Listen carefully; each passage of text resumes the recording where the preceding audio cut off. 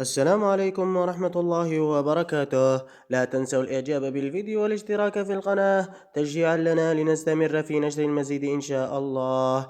قام لاعبو المنتخب الوطني الجزائري وعلى رأسهم النجم الجزائري رياض محرز بزيارة إلى مقام الشهيد وإلى المتحف الوطني للجيش الشعبي الوطني.